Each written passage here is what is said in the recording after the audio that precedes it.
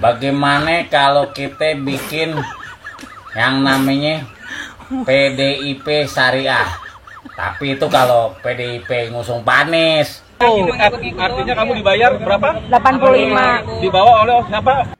Membuat fasilitas umum ini jadi tidak bisa digunakan lagi yo. Eling kalian niku rame lu bayar pajak. Kita ngene iki sing menanggung ya. Kalian tahu gak, inilah alasan kenapa Anies Baswedan itu tidak akan pernah menjadi presiden. Jung karenjung bapak numpuk anak munjung punya penyakit jangan dijunjung, buang ke ujung. Indonesia bagian mana yang darurat? Adik-adik mahasiswa, aktivis dan beberapa komika, kalian kemarin berdiri di sana berteriak, berkobar-kobar, ya, mengatasnamakan rakyat. Jangan toh, jangan ya Dik ya. Rusak situasi para hakim MK juga dipimpin oleh PDI Perjuangan. Komisi 3 yang mengganti salah satu hakim MK supaya mengikuti maunya DPR. Hati-hati buat kalian yang mengatakan Jokowi bangsa. Hati-hati nih. Yang merubah undang-undang peraturan tentang pilkada, Mahkamah Konstitusi.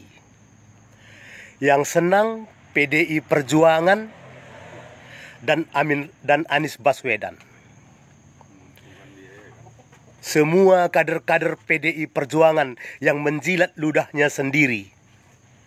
Ya baik, assalamualaikum warahmatullahi wabarakatuh guys. Kita akan kembali lagi mereaction tentang demo. Ada yang mengaku bocil-bocil ini dibayar 85.000. Dan aku jadi berpikir ya kan, kalau bocil-bocil dibayar 85.000 untuk demo, nah gimana dengan komika-komika yang datang ya kan? Apakah dibayar juga? Ya, jadi tanda tanya ya kan. Nanti juga ada juga yang berkomentar ya, para netizen, sebagian netizen yang berkomentar tentang mahasiswa-mahasiswa yang turun demo ke jalan mengatasnamakan rakyat katanya. Bukan mengatasnamakan rakyat, untuk kepentingan partai ya kan. Kalau kalian benar-benar untuk demo mengatasnamakan rakyat itu, desak DPR untuk mengesahkan undang-undang perampasan aset korupsi, itu baru kalian mengatasnamakan rakyat, itu kata netizen. Oke, langsung saja lah kita simak video ini. Sebelum kita mulai, jangan lupa subscribe dulu ya guys, dan jika sudah, terima kasih banyak-banyak. Dan langsung saja, ini dia videonya. Apa ini? Banteng Syariah. Halo teman-teman. Gua punya usul nih. Banteng Syariah. Bagaimana kalau kita bikin yang namanya PDIP Syariah? Tapi itu kalau PDIP ngusung Anies. Kita merapat, ya enggak? Kita merapat ke PDIP. Banteng Syariah. Terus ya, barisan pendukung ABA yang merapat ke PDIP kita namain PDIP Syariah. Kayaknya mantap ya. Ya. Jadi ntar emang ada PDIP yang militan dari dulu. Nah, kita yang rombongan baru nih, barisan anak ABA yang masuk ke PDIP. Ya enggak? Kita bikin PDIP Syariah. Ada. Oke, tuh lihat lambangnya, cakep kan? Nah ini 85.000 nih. Nanti lagi jangan mahal. 85.000. Sisi lain daripada demo tolak revisi putusan MK. Selain Manggarai siap mana lagi? Udah dibayar belum? Ya makanya jangan ngapain aja kalau dibayar udah ngapain? Koordinatornya mana? Belum dibayar. Ada ini sekolah, masih sekolah apa gimana? Kuliah? Sekolah? Masih udah enggak sekolah? Udah enggak sekolah. Liburan ya? Kasihan, rakyat kecil. Permainan Besok-besok jangan ya. dimanfaatkan. Udah pulang aja. Ya? Udah ya. Pulang aja ya. Itu disuruh ngapain tadi? Disuruh ngapain? Dibayar 50. Yang nyuruh siapa? Yang nyuruh? Ambon. Nggak tahu Ambon apa. Oh, yang nyuruh Ambon. Buat apaan? Ambon apa? Demo apa? Parah. Jokowi. Demo Jokowi. Dibayar 85.000. Biar apa Jokowinya? Biar apa? Udah nanti lagi nggak boleh ya. Jangan ya. Udah. Kasihan adik-adik ini Kamu rakyat belum kecil. dibayar. Pulang aja. Pulang.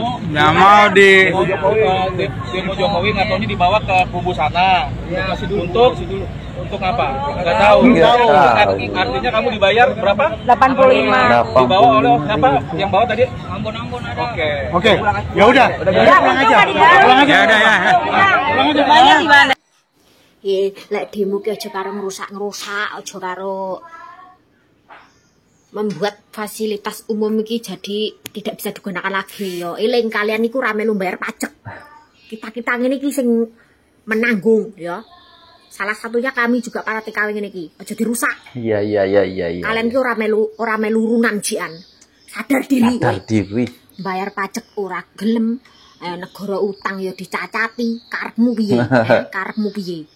Pinter lek kon ngerusak tok. Karepmu apa-apa nyepak kon kari ngeloloh ning cangkemmu. Najis. Waduh, salpok sama jamaah Jumat. Waduh, ini mulai dah ini. Kalau ada bau-bau pemilihan sudah mau dekat ya, Pak Anies sering-sering tampil di masjid. Waduh, baca khotbah atau gimana nih? Hari Jumat katanya. Aduh, ini parah sih, mulai dah ya. Politik identitas dimainkan lagi seperti melawan Ahok dulu. Aduh, di masjid. Kalian tahu gak, inilah alasan kenapa Anies Baswedan itu tidak akan pernah menjadi presiden. Kok bisa? Ini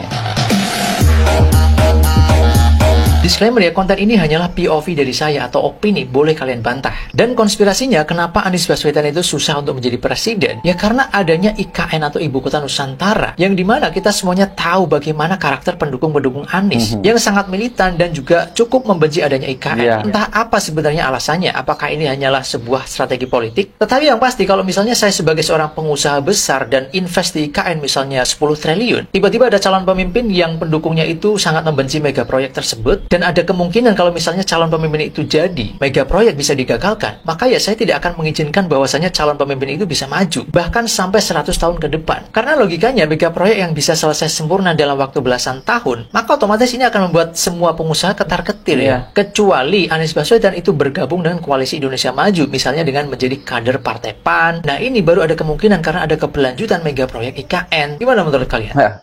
Ujung karenjung bapak numpuk anak munjung punya penyakit jangan dijunjung buang ke ujung Kenapa nih Anies? Siapa yang editnya dulu? Ada aja ya. Biar jadi nih ya, kayaknya biar jadi gubernur lagi ya. Dan ini asumsi apa lagi nih? Nih. Lucu ya, lihat pendukung sebelah ini. Oh, peringatan darurat itu. Dibilangnya katanya peringatan darurat. Apa yang darurat? Iya. Indonesia bagian mana yang darurat? Bagian mana, guys? Ini kan asumsi kalian aja itu. Iya. Asumsi kalian aja. MK sudah diputuskan. PDIP bakalan maju di pilkada. Apalagi sih mau yang didaruratkan? Heran. Selamat kepada adik-adik mahasiswa, aktivis, dan beberapa komika. Kalian kemarin berdiri di sana, berteriak, berkobar-kobar, ya, mengatasnamakan rakyat agar dibatalkannya RUU Pilkada, dan berhasil dibatalkan. Keren kalian. RUU perampasan aset gimana? Apa kabarnya? Dan aku juga pengen, Santai, masyarakat kawan. juga pengen, rakyat Indonesia juga pengen melihat mahasiswa dan yang kemarin berdiri di sana beserta komika-komika yang di sana, kalian berdiri seperti kemarin supaya disahkannya RUU perampasan aset koruptor. Karena ini lebih penting jauh dari RUU Pilkada. RUU Ini lebih Pilkada penting apa? menyelamatkan Kepentingan negara untuk Republik partai. Indonesia. Nah, kami pengen melihat kalian berdiri di Dari sana. dulu aku bilang berkobar-kobar pengennya. sampai disahkannya RUU perampasan aset koruptor. Kenapa? Aku heran juga kenapa bungkam. Udah lama ini. Gak ada yang demo mahasiswa. Nah itu jadi masalahnya bang. Sama-sama jadi pertanyaan. Agak bingung aku. Demo ini apakah tulus dari hati atau tergantung siapa yang bayar? Koordinator. Kita slow. Yuk, Sama pikiran kita bang. Jalan yuk, masuk ini M-Banking. RUU perampasan aset kemana? Untuk buat mahasiswa yang sedang demo, sakarepmu le, sak pecicilanmu, sak polahmu olehmu demo. Wong kenyataannya demo juga dilindungi oleh undang-undang toh. Cuman paling saya, ya kan. Demo ya demo, tapi jangan kayak gitu itu toh. Rusak fasilitas umum halte-halte kamu gituin. Jangan toh, jangan ya Dik ya, jangan. Yang nggak saya habis pikir itu cuma satu sebenarnya. Kenapa masa sebanyak itu demonya itu hanya untuk undang-undang pilkada? Demo sebanyak itu tuh perampasan hasil para koruptor gitu loh. Aku tak melu. Aku tak melu. Demo undang-undang pilkada. Tukang demo di demo. Ini yang demo kan mahasiswa bocil-bocil ini kan kelahiran tahun 2000-an ya. Guayane kayak sok-sok tukang demo di demo ya. Yang racun, tak kasih tahu ya. Dari zamannya Pak Harto sampai sekarang itu demo nggak membawakan hasil. Sekarang komen di bawah hasil demo itu apa? Malah yang demo menghasilkan itu kemarin itu loh undang-undang desa. Kenapa kemarin undang-undang desa kalian nggak demo? Gara-gara kalian nggak demo itu lurah-lurah merdeka toh? Pak kades-kades itu terlaksana demonya. Itu contoh demo yang baik. Lah demomu loh, demo mahasiswa dari zaman dulu sampai sekarang hasilnya apa coba?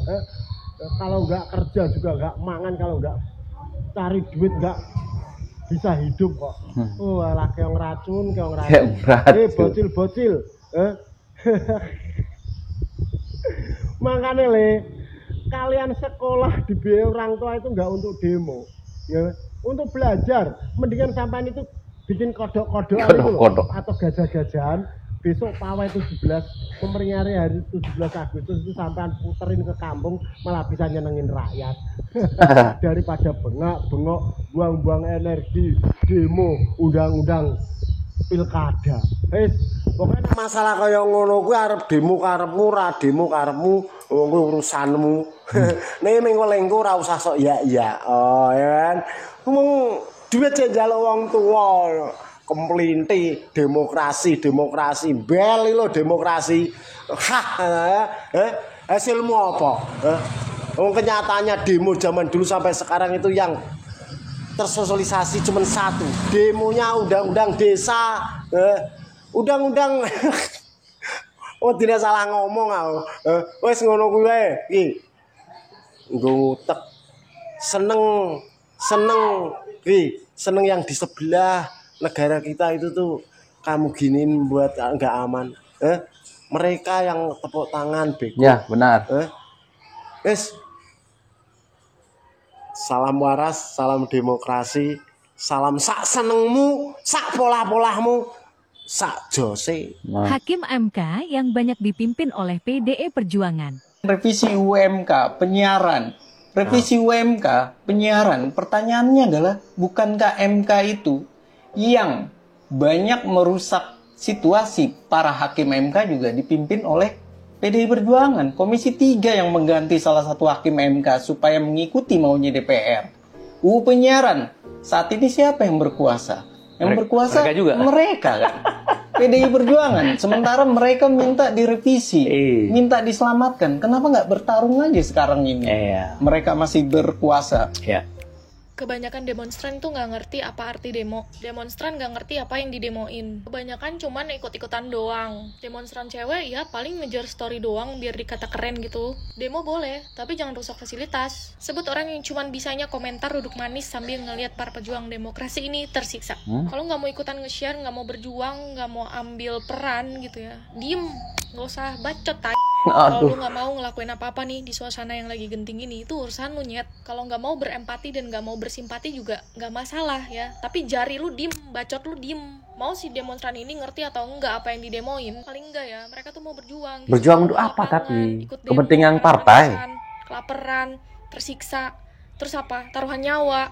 Nah lu sambil duduk depan TV makan Indomie ngeliat mereka tersiksa gitu. Terus lu nggak bacot, monyet. Nggak perlu nunjukin kayak sok bodo amat gitu. Padahal lu sendiri ngeluh ya. Beda Mbak, beda. MUU, NAA, FII, K, AP. Cuman perlu respect, nggak perlu kata-kata Aduh, mutiara dari nggak, mulut lu gitu. nggak respect lah aku ya. Tejo. Bukan kan? Saat ini cuman perlu support. Nggak support. Tahu nggak each other? Bersama-sama. Nggak mau. Bersatu gitu. Bukankah udah dibilang bersatu kita teguh? Karena ini untuk kepentingan partai, bukan untuk rakyat. Ya bercerai nggak mungkin. Ya nggak mau lah. Hati-hati ya yang bilang Jokowi. Hati-hati buat kalian yang mengatakan Jokowi bangsa. Hati-hati nih. Nama Jokowi ini akan selalu berkibar dan semakin kuat. Nah, hari ini kan rame tuh dari pagi sampai sore tadi di media sosial, di media, di berita itu viral, panas berita isu tentang demo perubahan undang-undang tentang pilkada. Nah, lagi-lagi ini Jokowi dibawa-bawa namanya. Iya. Semua karena Jokowi itu. Nah, ini buat kalian ya, hati-hati ya. Menyudutkan semua ini gara-gara Jokowi, apalagi mengatakan Jokowi bangsa. Ya, karena apa? Saya sebagai praktisi spiritual menganalisa dan melihat dari sudut pandang spiritual bahwa di nama Jokowi ini, di nama Jokowi ini ada struktur energi yang mengarah pada kekuatan dan spiritual. Artinya semakin diterjang, semakin dihantam, justru bukan tumbang, melainkan energinya akan semakin kuat. Nah, ditambah lagi di kelahirannya untuk 2024 ini hingga 5 tahun ke depan yang saya baca, ya silakan. Jadi konsekuensi resikonya buat kalian, ini pelajaran dari sebelumnya kita perhatikan. Mereka yang menyerang Jokowi dengan fitnah-fitnah, bukannya semakin baik, justru semakin jatuh. Ya, bahkan ya, ada yang sekarang merapat, ya kan? Nah, artinya buat kalian yang kemarin-kemarin itu mengatakan Jokowi bangsat, Jokowi tolol lah segala macam, siap-siap ya. Ini hukum energi itu seperti itu. Ketika yang kalian katakan ini energinya sangat kuat, semesta mendukung, maka semua ucapan itu, energinya itu akan menghantam balik bagi yang si penyerang. Nah, jadi hati-hati. Pesan saya cuma hati-hati. Karena di nama Jokowi dan tanggal lahir Jokowi untuk 5 tahun ke depan ini, yang saya baca 5 tahun ke depan ini sangat kuat dan siap-siap. Ya, jangan sampai terulang kejadian yang dulu. Yang menyerang akhirnya mendekat, merapat. Oke ya, kita jumpa di video selanjutnya bersama saya di Cerita Viral. Ini lagi nih. Betapa hebatnya Indonesia ini. Ya kan? Yang merubah undang-undang peraturan tentang pilkada, Mahkamah Konstitusi. Yang senang PDI Perjuangan dan Anies Baswedan. Semua kader-kader PDI Perjuangan yang menjilat ludahnya sendiri berbahagia. Yang katanya Mahkamah Konstitusi adalah mahkamah keluarga, sekarang katanya pejuang suara rakyat. Kan begitu? Ya. Diubah undang-undang oleh Mahkamah Konstitusi tentang peraturan pilkada, PDI Perjuangan dan Anies Baswedan berbahagia, tapi yang salah Pak Jokowi.